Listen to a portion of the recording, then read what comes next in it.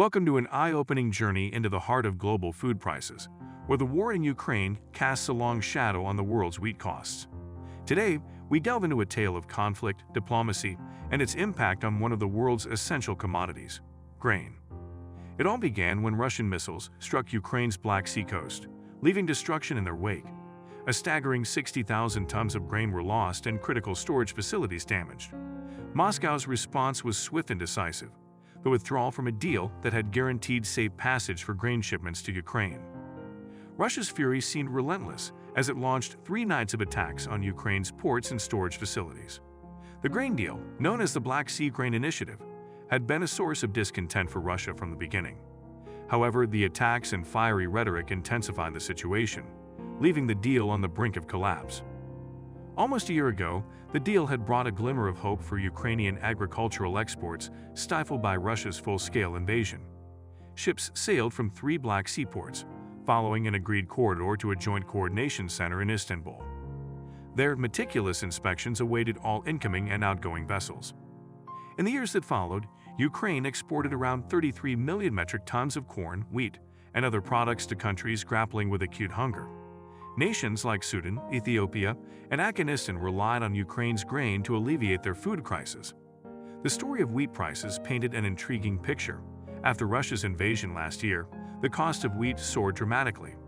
However, the establishment of the grain deal brought stability and a drop in prices. But with Russia's recent withdrawal from the agreement, wheat prices spiral upwards once more, raising concerns about higher food costs worldwide. The stakes were high as Russia's President, Vladimir Putin, made a stern proclamation. He would not return to the deal unless his demands were met. Reconnecting Russia's agricultural bank to the global payment system topped his list of priorities. Russia claimed that the deal discriminated against its own agricultural exports, a stance contested by the West. Despite the challenges, there remained a glimmer of hope for the beleaguered deal.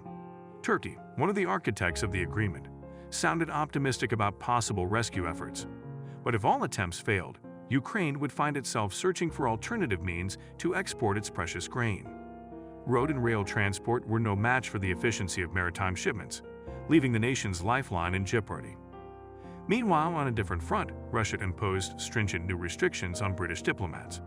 To travel more than 75 miles within Russia, British diplomats were now required to give at least 5 working days' notice and provide detailed information about their journeys.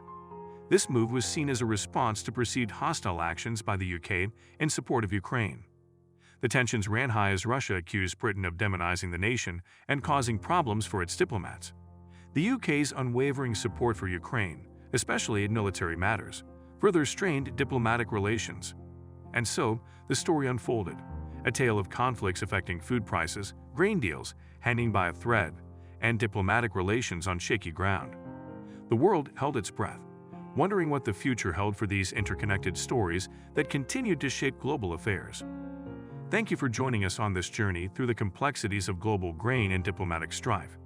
Stay tuned for more updates as these stories continue to unfold. Until next time, this has been an informative look at the events shaping our world.